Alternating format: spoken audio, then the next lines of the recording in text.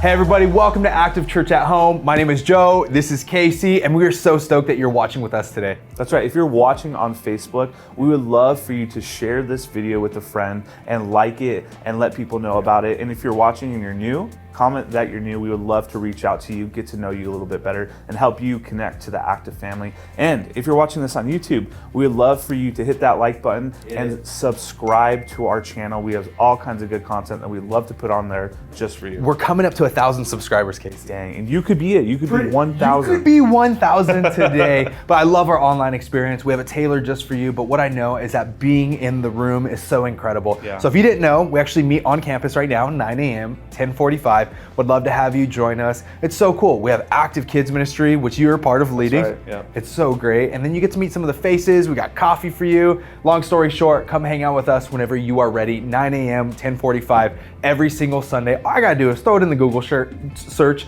Active Church, and you'll find it right away. Would love to see you soon in the room with us. But today, we're heading into week 3 of our series, The Genius of Jesus. What have you loved about this series so far? Everything. I mean, each week I get to learn the intricacies of how Jesus thought of people specifically, and how he thinks of the world, and how we can adapt that thinking and that thought and that methodology. Yeah, So, we've been talking through the Beatitudes, and last week Pastor Lee talked about blessed are those who mourn. Yeah. And man, dude, that was such a good reminder for all of us that we're allowed to mourn. We're allowed to pause. We're allowed to drop the fakeness and the niceties and just go, man, I'm struggling, God. I need your help. It's tough because a lot of times mourning, we see it as a sign of weakness. Yeah, but it's not. But it's a sign of strength, really. So today we're going to keep going, and today Pastor Mike is going to be talking about blessed are the meek. The meek. Man, have you ever used that word? Like, No, nope. I haven't, except for Avengers. Yeah, So. and there's also an awesome coffee house in Redlands that you haven't gone to. Meek House. Meek House, it's great. Yeah. Check it out. Shout out to Meek House. This isn't even sponsored. I love it so much. They're just great people. But we are so excited for this week 3 of The Genius of Jesus. We know Pastor Mike has an incredible message for you. That's right. But we have some church news about some things that are happening around here at Active Church. So when you come on campus, you're not unaware of what's happening. It can easily get you involved. First things first, you want to share what's happening with our young adults? That's right. March 10th, we are having a gathering here on campus. This is for anybody who's 18 to that 25, 26-year-old age range. And we want you guys to just connect together, find a community that's around here, because it's hard to find community. And when you find a good one, you want to stick with it. And we have a great group of young adults here. It's hard being 18 to 25, dude. It's difficult. Yeah, it's like, I remember that age. That's when I started here, and I just felt like, okay, who am I? Every decision I made felt so final. Like, if I don't make the right decision, it's gonna be the last decision I made. We wanna do it together. And so we have some great mentors, great leaders, great friendships that we're really developing there. And it's just getting off the ground. So That's right. It's not too late. We meet here 6:30, March 10th, right on your calendar now. Also happening today on our campus, meaning in person, face to face, Casey and Joe, you get to meet us with Pastor Mike, something called First Step. At First Step, you get to hear the values of Active, and at First Step, we're gonna encourage you to get involved. So maybe you've been watching online for a bit, you wanna be a part of what we're doing here at Active Church. There's so many ways for you to get involved, so many ways to get connected to the community, from saying hello, to being online in our chat, to helping us film. Shout out to Larry, who's helping us film right now. So many ways that you can be a part of the Active Church community, but even more than that, we wanna help you take your next step of faith. That's right. First Step is one of the best ways for you to figure out what's God up to in my life. What's God doing at Active, and how can I be a part of it? So today, come 10:15 in the room. Maybe you're watching on Monday or Tuesday. Be on the lookout for the next First Step. You hear about them. We do them about once a month to every other month, and they're a great way for you to get connected here in our community. And last thing, we are heading into our summer months. I know, a little bit of anxiety. Is my beach bod ready? Is my summer bod ready? The answer is no, it's not for myself. Right, but we got a lot of things happening this summer around Active. One thing we want you to know is about our CIY summer conferences that we send our high schoolers and middle schoolers to. It's a chance for middle schoolers to disconnect from their world, and high schoolers to step away from the anxiety of every single day. That's right. And to be authentic with themselves and their relationship with God, and to be authentic with where God's taking them to. Often at these summer conferences, their faith becomes so real to them. Or maybe it was their mom and dad's for a while, or grandma and grandpa's faith, but for the very first time they get to decide, is it their faith? It's all in a high energy, fun environment. It's actually a conference that changed my life and is the reason I'm here in ministry today. As a leader, Casey and I have both gone to help students take that next step. We are so excited for what's going to be happening with our high schoolers and middle schoolers. So if you want more information about what's happening at CIY, you can come on campus, you can make that payment. You can also find out more information in our informational section, our description section. All that is there, and in person is the best way to make that deposit. If you want to make an impact in all of eternity, you're gonna want to get involved, you're gonna want to send your kid, you're gonna want to invite somebody to what is happening at CIY this summer for our high schoolers and middle schoolers. It's gonna be great. That's right. Like, I've been a few times and I've seen how these students' lives change. Some join going into ministry, some decide what they want to do with their life. And the unique part about it is it's on a college campus, which is cool because they get some thinking about college, life after high school, and what they want to do with their life. And if you're apprehensive about sending your high schooler away or junior high away, it's completely safe. There's security, great leaders that'll keep your students safe, and most importantly, they're going to fall more in love with Jesus, and that's what we want for them. So don't miss this opportunity to go to CIY. If you need more information, private message us, DM us. We'll let you guys know anything that you have questions about. But right now, we're going to go to a time of worship together. So go ahead, get comfortable, stand up, get your worship poses ready, and let's worship together.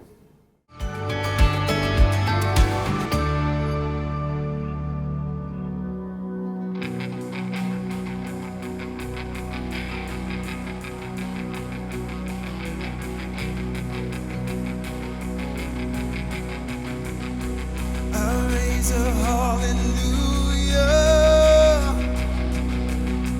in the presence of my enemies. I raise a hallelujah louder than the unbelief. I raise a hallelujah.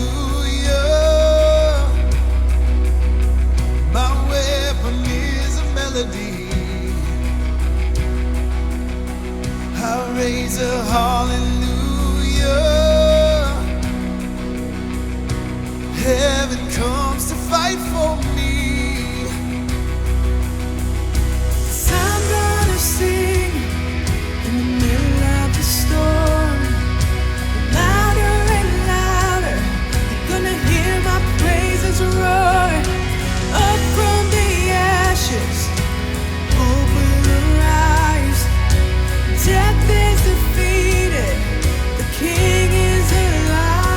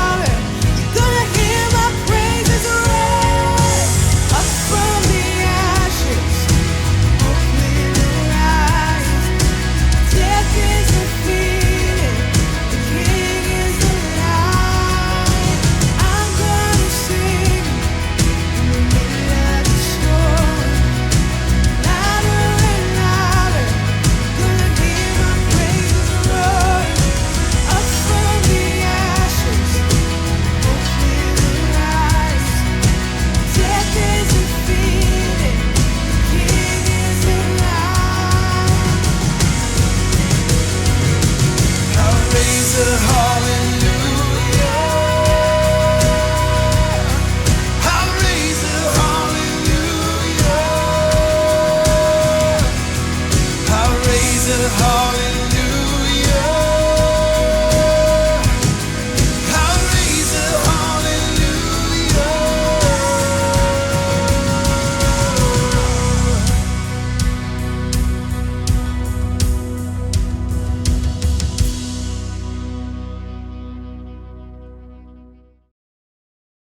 At Active Church, we believe that you can tell a better story. That no matter who you are, what you've done, or where you've come from, that a better story is possible for you.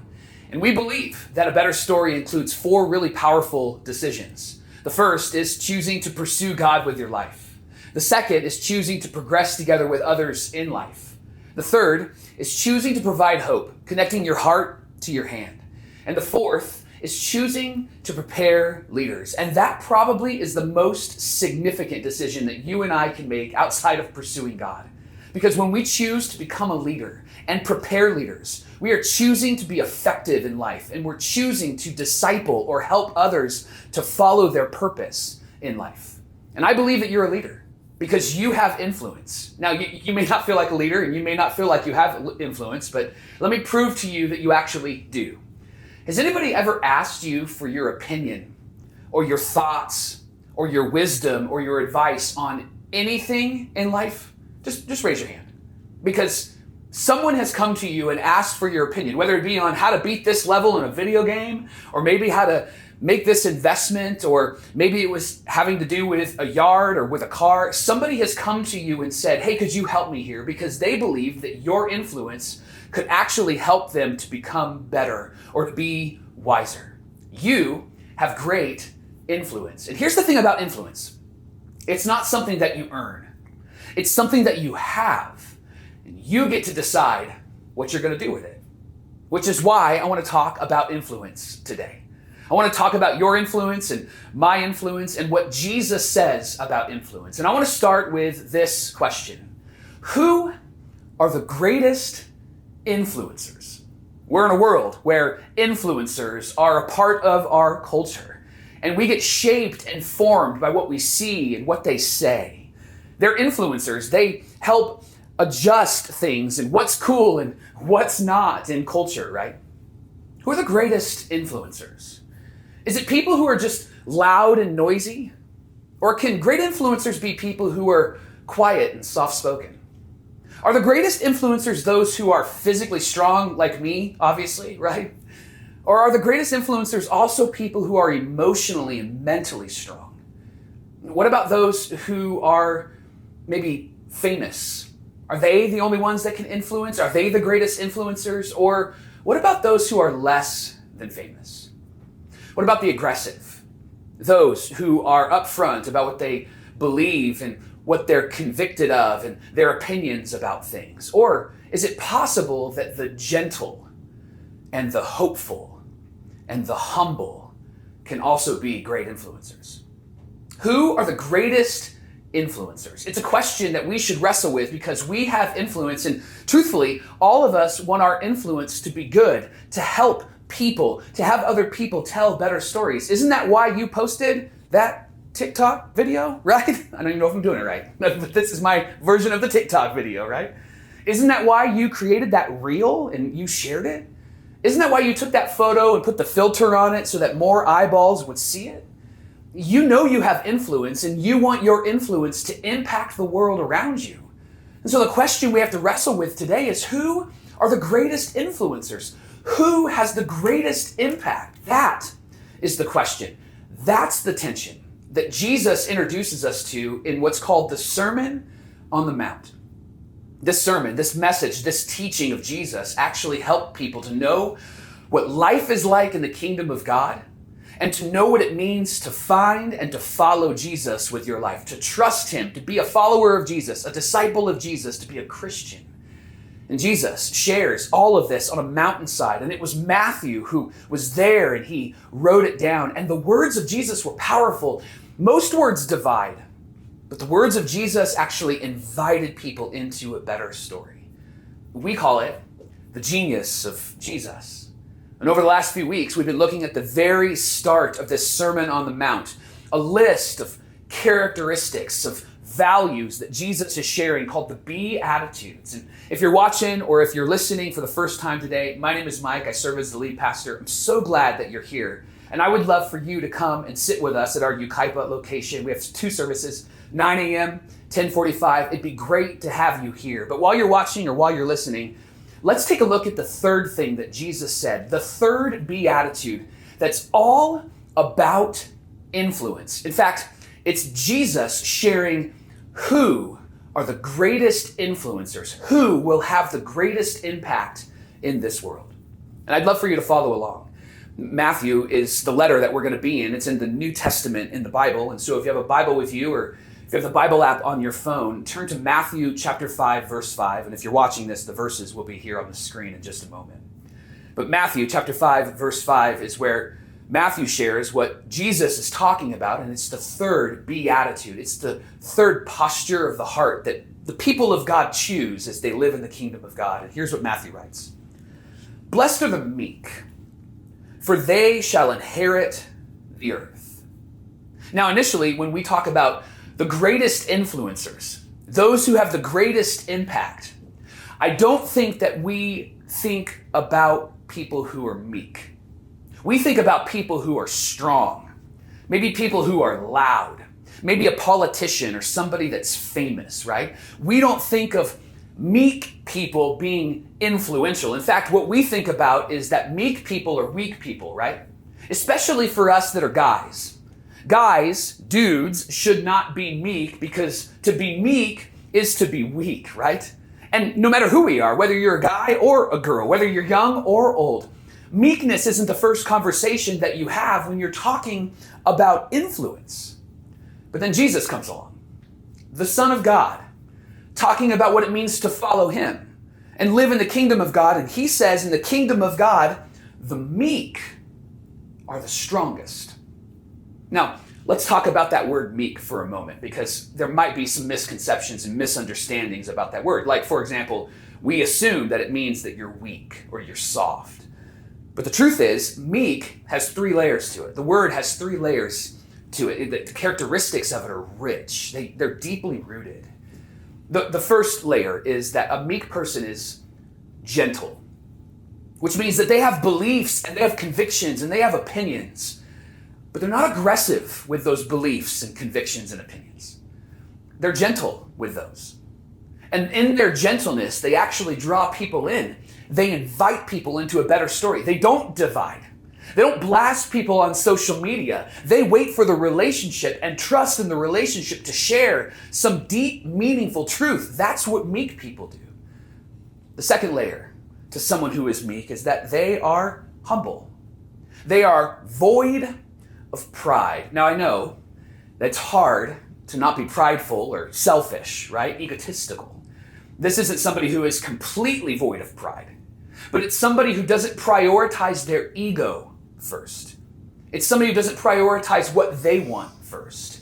They choose humility in their conversations, in their relationships, as they share opinions and convictions. And then the third layer of meekness is to be considerate. I like the word thoughtful, where they actually are aware of the person that they are in relationship with, the person that they're talking to. Even if it is on social media, the person on the other side of the screen is important to somebody who chooses the posture of being meek. According to Jesus, meekness is not weakness, friends.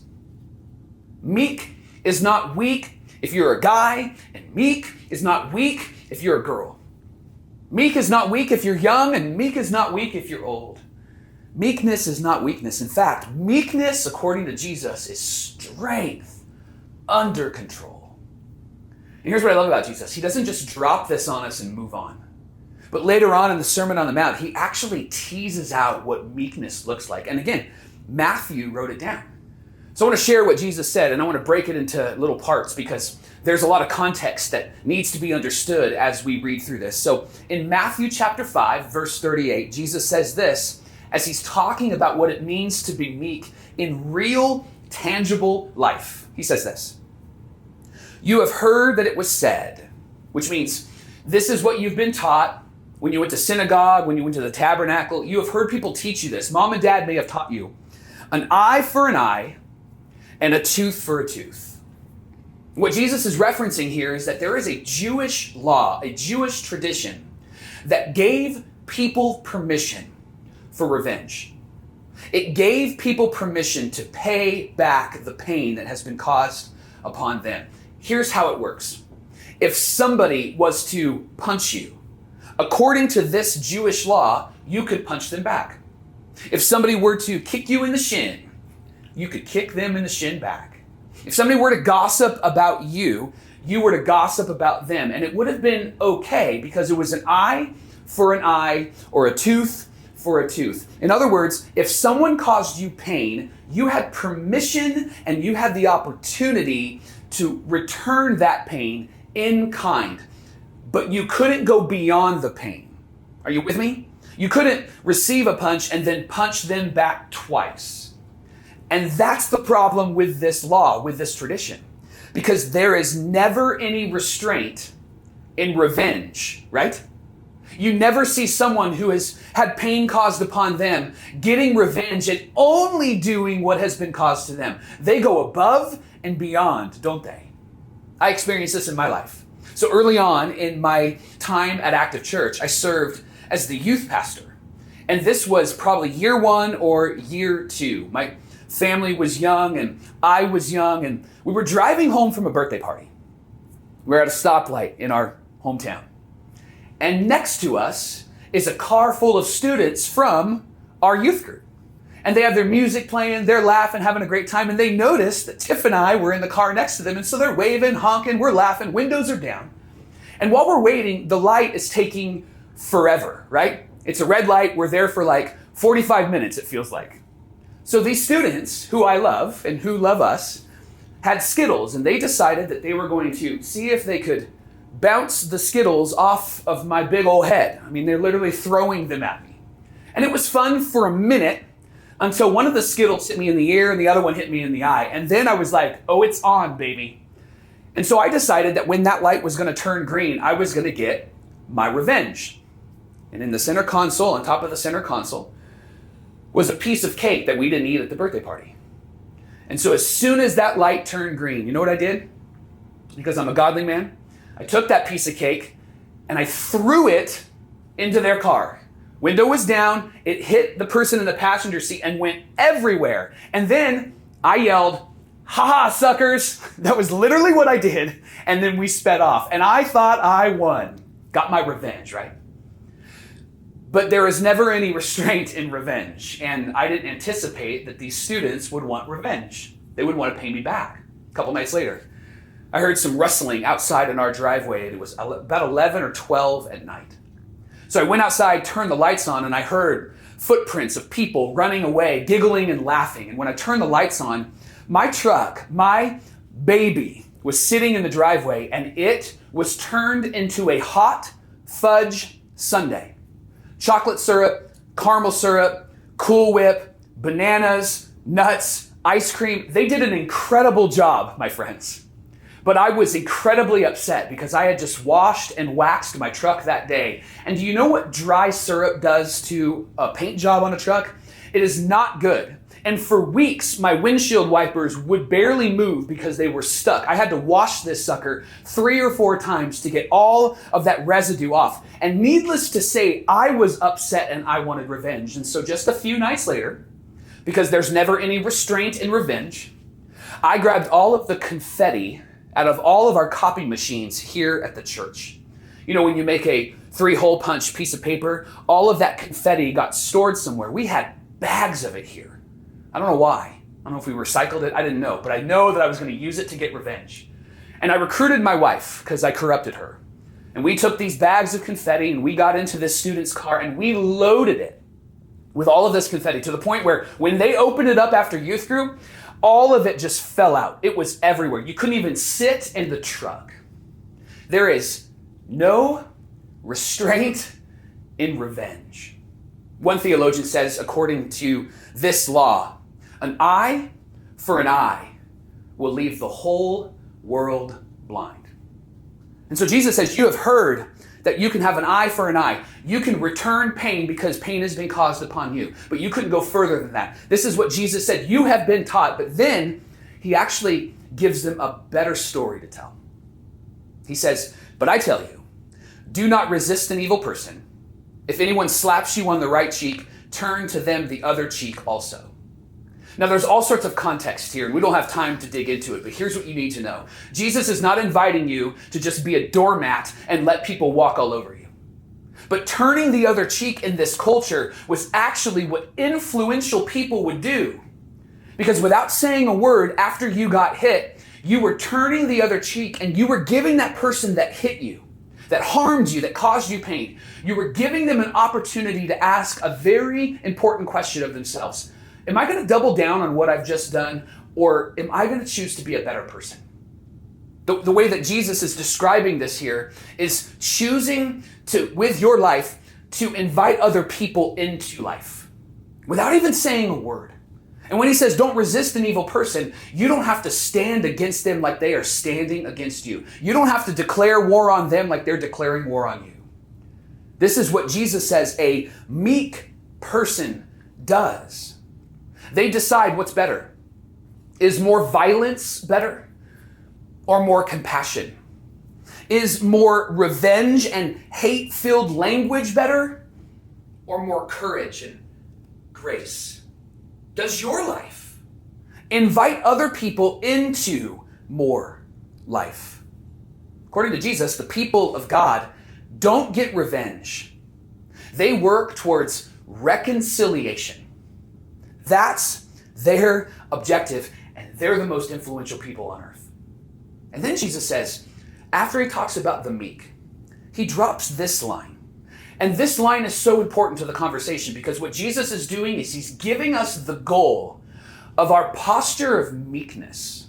He's painting a picture of what the finish line looks like when we choose to be gentle and humble and thoughtful and considerate. He says this, the meek shall inherit the earth, which brings me to a place where, as I read this, I'm asking this question, so I'll ask it out loud for all of us. What does that even mean?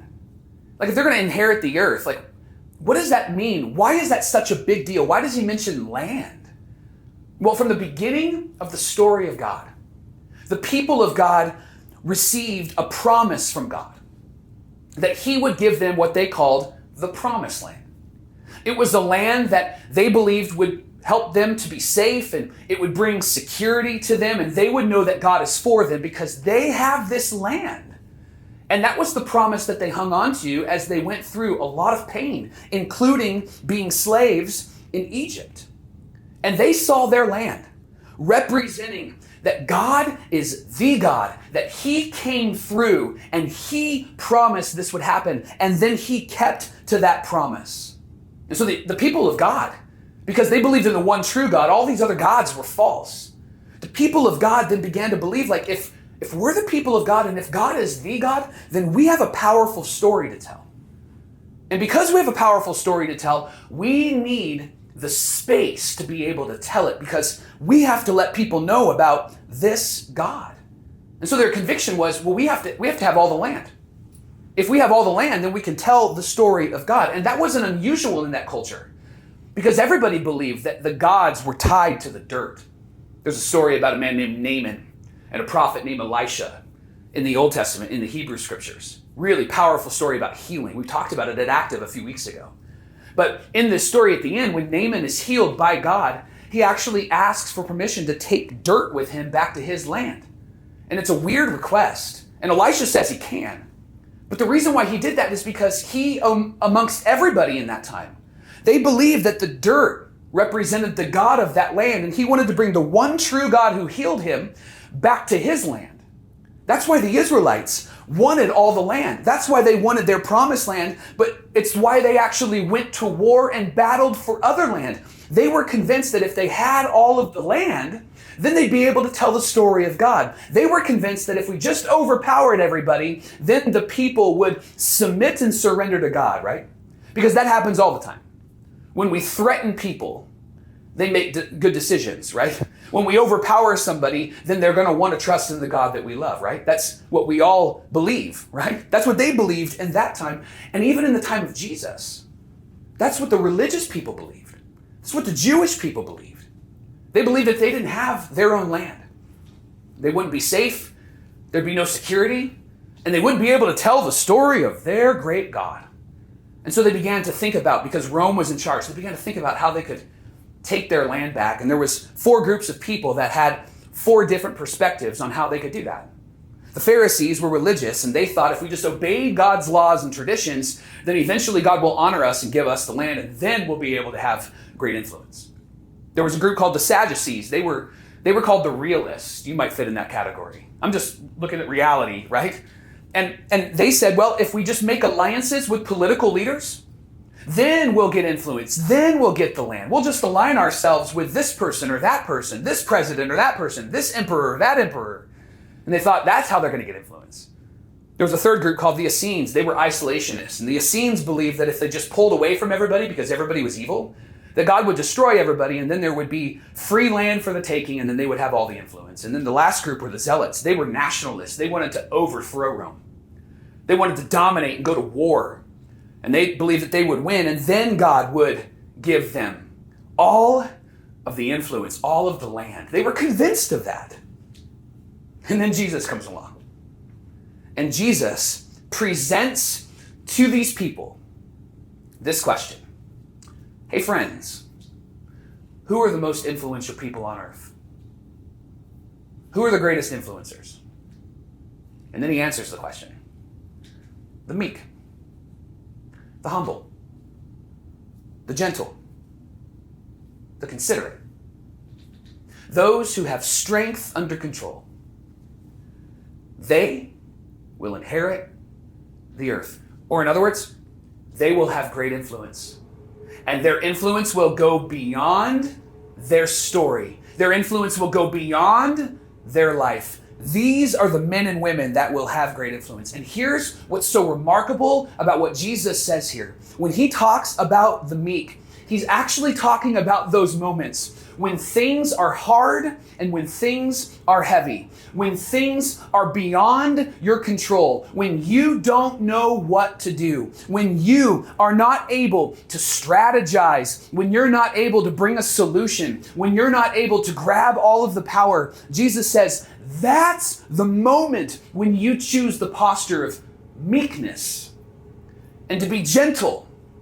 Because those are the ones that have the most influence in those moments. Those are the ones that decide that they are going to choose a better way, the way of God. According to Jesus, our influence is most effective when we are gentle. And I know it seems so foreign, right? Even as this war is breaking out in Ukraine, it feels so foreign. We want to power up and we want to get strong and we want to overpower and we want to show dominance, right? And Jesus comes along and goes, let me tell you about the men and women, young and old, who are the greatest and most influential people. It's the meek, friends. This is God speaking to you and speaking to me. Here's what I love about Jesus. He doesn't just ask us to do this. He does it himself. He's not just going to talk about it. He's going to be about it. And there's a moment in his life when he is betrayed, when he's denied, and he's arrested, when he could have flexed on his God power, and yet he chose to be meek. And John writes about it. John was a disciple of Jesus. He wrote a few letters in the New Testament. And then the Gospel of John, the letter of John, chapter 19, verse 1, he tells us this story. After Jesus is arrested, he's before Pilate. And Pilate, according to John, had Jesus flogged. Now, to be flogged is to be whipped, but not just whipped. When they would flog you, their goal was to, and I apologize for being so graphic, but this is reality, this is true, this is historical. Their goal was to rip skin from its bone. That was the goal. You will not cross us again. That was the goal. And John says that the soldiers twisted together a crown of thorns and they put it on the head of Jesus and they clothed him in a purple robe. And then they went up again and again and they said, "Hail, King of the Jews." And they slapped him in the face. And then once more, Pilate came out and said to the Jews gathered there, look, I'm bringing him out to you. He hasn't come out yet. I'm bringing him out to you to let you know that I have found no basis of charge against him. Like, he is an innocent man. There's no reason why he should die. There's no reason why he should even be here. I beat him really good, but that's all that I'm going to be able to offer to you. And then in verse 5, it says, when Jesus came out wearing a crown of thorns and a purple robe, Pilate said to them, here is the man. Two thoughts. Really more of a thought than a question. Some scholars believe, some theologians believe that when Pilate says, here's the man, he's not introducing Jesus. He's helping people to understand that the person that he has beaten is Jesus, because some scholars believe that Jesus is so unrecognizable in that moment that nobody knew who he was. And so when Pilate says, here is the man, he's saying, yeah, this is the Jesus you brought to me, and look what we've done to him. Is that enough? It's essentially what he's saying to that crowd. That's the thought. Here's the question. Does this stir you up like it stirs me up? Like, maybe you're not a follower of Jesus, and maybe you haven't trusted him with your life. But can you imagine if this was somebody that you loved, and somebody was causing pain and torture against them? What would you do to stop it? Would you speak up? Would you say something? Would you run and protect them? What would you do? At what point would you say, enough is enough? As I read this, that's what I feel. And I want to even say to Jesus, like, now's the time to flex on that God power, Jesus. Do it right now. And yet the story has a different outcome. John continues, he says that as soon as the chief priests and officials saw him, they shouted, crucify, crucify, or put him on a cross, kill him. Pilate answered, you take him and crucify him. As for me, I find no basis of charge against him. And the Jewish leaders insisted, we have a law, and according to that law, he must die because he claimed to be the Son of God, which he is. They just didn't believe him. And when Pilate heard this, he was even more afraid. He was afraid of a riot. He was afraid of them overthrowing him. He was afraid of what the emperor would do because he is not keeping these people under control. And he goes back into the palace and he asks Jesus this question. He says, where did you come from? But Jesus didn't give him an answer.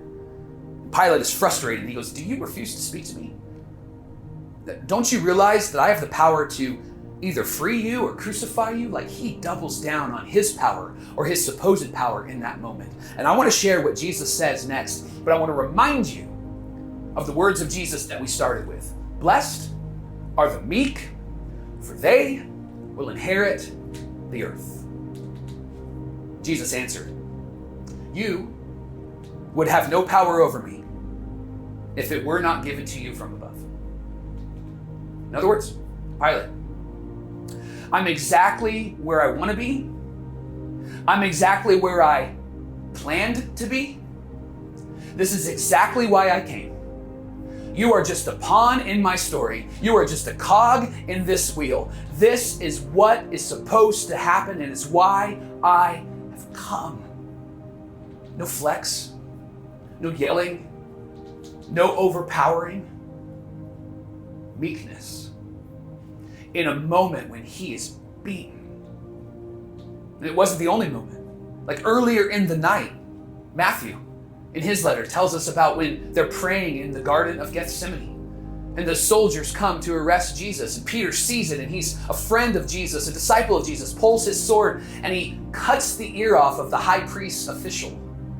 And Jesus stops everything. He looks at Peter and he says, put your sword back in its place. For all who draw the sword will die by the sword. Peter, this is not the way of Jesus. This is not the way of the kingdom of God. This is not who we are.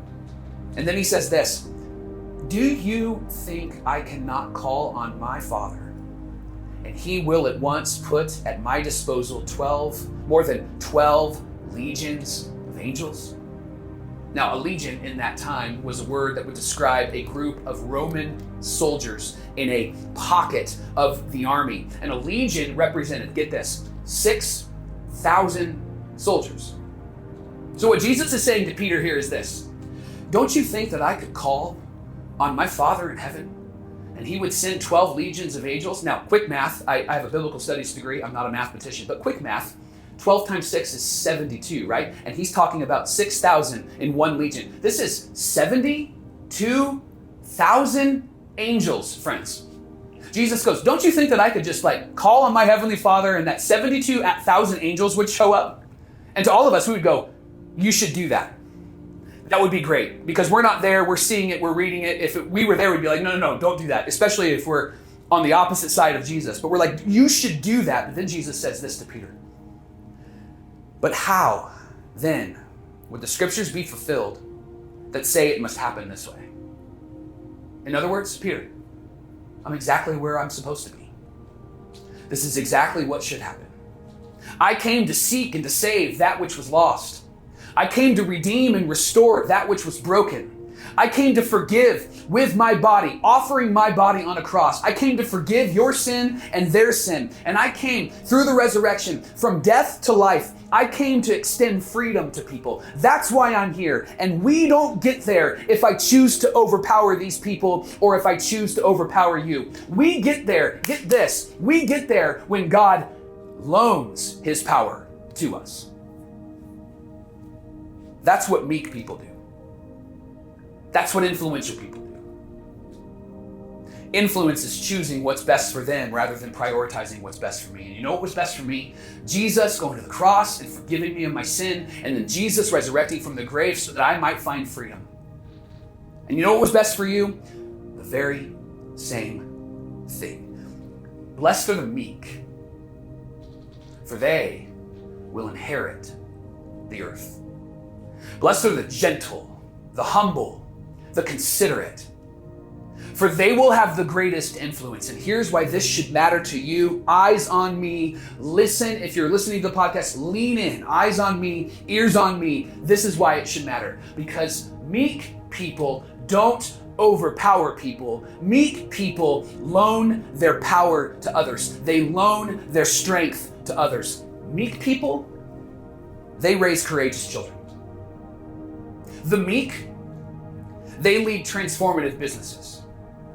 The meek, they serve their employees. The meek, they practice restorative love. The meek, they honor each other in a dating relationship, an engaged relationship, a marriage relationship. They honor each other in a friendship or business relationship. The meek provide hope through their generosity. The meek tell stories that last beyond their story and their life. The meek unfollow themselves and follow Jesus. The meek will have influence on the world and in their world. Friends, you are an influencer. You have influence. You get to decide what you're going to do with that influence. Are you going to tell your story, or are you going to tell the best story ever told? And that is the story of Jesus. And Jesus says, those who are great influencers, the greatest who have influence, are those who choose to be gentle.